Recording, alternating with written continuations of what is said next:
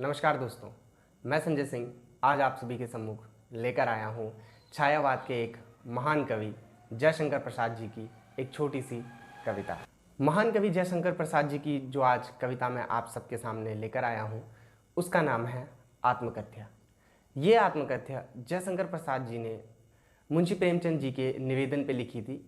मुंशी प्रेमचंद जी हंस पत्रिका निकालते थे और हंस पत्रिका में उन्होंने सन 1930 के आसपास सभी जितने भी हमारे बड़े बड़े लेखक हैं उनको अपनी अपनी आत्मकथा लिखने के लिए कहा था। वो एक विशेषांक था। इस विशेषांक के दौरान जब उन्होंने जयशंकर प्रसाद जी को कहा तो जयशंकर प्रसाद जी ने ये कहकर इस बात को टाल दिया कि उनके जीवन में बहुत कुछ खास नहीं है लिखने के लिए और वो अपने जीवन के बारे में क्या सुनाए। तो जयशंकर प्रसाद जी ने इसके जवाब में आत्मकथ्य लिख दी थी। जयशंकर प्रसाद जी की आत्मकथ्य को पढ़ने से पहले उनके जीवन के बारे में दो एक बातों को जान लेते हैं ताकि हमें पता चले कि किन परिस्थितियों में उन्होंने ये आत्मकथ्य लिखी और ये आत्मकथ्य उनके जीवन की कौन कौन सी परिस्थितियों को हमारे सम्मुख लाती हैं। तो सबसे पहले बात कर लेते हैं जयशंकर प्रसाद जी का जो जन्म हुआ था।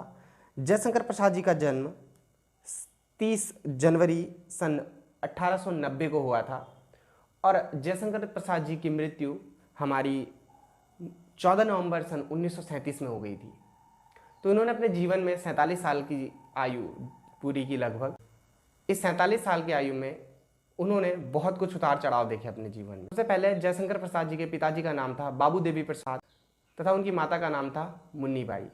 जयशंकर प्रसाद जी के पिताजी का निधन उनकी 11 वर्ष की आयु में हो गया था जब जयशंकर प्रसाद मात्र 11 वर्ष के थे तथा जब जयशंकर प्रसाद की उम्र 15 वर्ष की थी तो उनकी माता जी मुन्नी बाई का भी निधन हो गया था।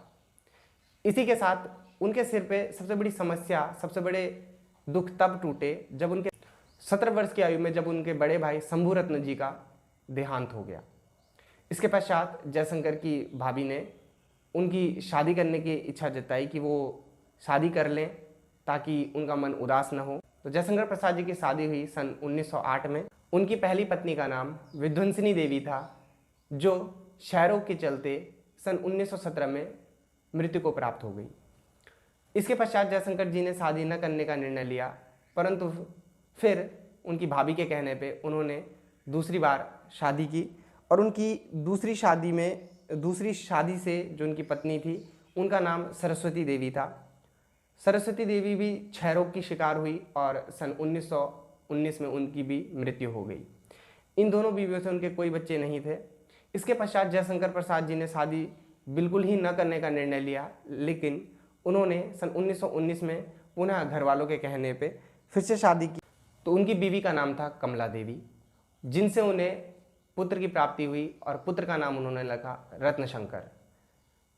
अब जयशंकर प्रसाद जी के इस जीवन में बहुत सारे उतार चढ़ाव देखे, लेकिन अंत में अपने जीवन के अंतिम समय में वो खुद क्षयरोग के शिकार हो गए और क्षयरोग के शिकार होने के पश्चात उनकी मृत्यु 1937 में हो गई। अब हम बात कर लेते हैं आज उनके जीवन से जुड़ी हुई इस कविता आत्मकथ्य के बारे में कि ये कविता क्या कहती है और ये कविता कैसे उनके जीवन से जुड़ी हुई है। तो चलिए अब हम बात करते हैं आत्मकथ्य के बारे में। मधुप गुनगुना कर कह जाता है कौन कहानी यह अपनी, मुरझाकर गिर रही पत्तियां देखो कितनी आज घनी। इस गंभीर अनंत नीलिमा में असंख्य जीवन इतिहास, यह लोग करते रहते ही हैं अपना व्यंग्य मलिन उपहास। तब भी तुम कहते हो कह डालो दुर्बलता अपनी बीती, सुनकर क्या तुम सुख पाओगे देखोगे यह गागर रीति। किंतु कहीं ऐसा न हो कि सिर्फ तुम ही खाली करने वाले, अपने को समझो मेरा रस ले अपनी भरने वाले। यह विडंबना अरी सरलते तेरी हंसी उड़ाऊं मैं, यह विडंबना अरी सरलते तेरी हंसी उड़ाऊं मैं। अपनी भूलूं या प्रवंचना औरों की दिखलाऊं मैं। उज्जवल गाथा कैसे गाऊं मधुर चांदनी रातों की, अरे खिलखिलाकर हंसने वाली उन बातों की। मिला कहाँ वह सुख जिसका मैं स्वप्न देखकर जाग गया, मिला कहाँ वह सुख जिसका मैं स्वप्न देखकर जाग गया। आलिंगन में आते आते मुस्का कर जो भाग गया। जिसके अरुण कपोलों की मतवाली सुंदर छाया में, अनुरागिनी उषा लेती है निज सुहाग मधुमाया में। उसकी स्मृति पाथे बनी है थके पथिक के पंथा की, सीवन उधेड़ कर देखोगे तुम क्यों मेरी कंथा की। छोटे से जीवन की कैसे बड़ी कथाएं आज कहूँ, क्या यह अच्छा नहीं कि औरों की सुनूं, अपनी बस मैं मौन रहूं। सुनकर क्या तुम भला करोगे मेरी भोली आत्मकथा, सुनकर क्या तुम भला करोगे मेरी भोली आत्मकथा।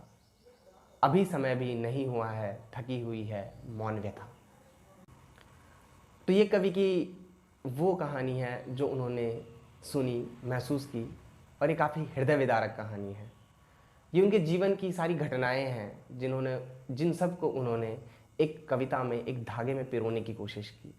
जीवन में जितने भी उतार चढ़ाव आए, माँ बाप की मृत्यु, बड़े भाई की मृत्यु, उसके पश्चात 2 बीवियों की मृत्यु, और जितने भी उन्होंने कष्ट झेले अपने जीवन में, और उन कष्टों के बाद वो छायावाद के इतने महान कवि बने। ये जो कहानी है, ये जो कविता है, ये उनके जीवन से जुड़ी हुई पूरी कविता है। तो मेरी उम्मीद है, मैं आशा करता हूँ कि आप इसे बड़े ध्यान से सुनेंगे, ध्यान से समझेंगे, और ये जो कविता है ये आपके दिल को छू जाएगी।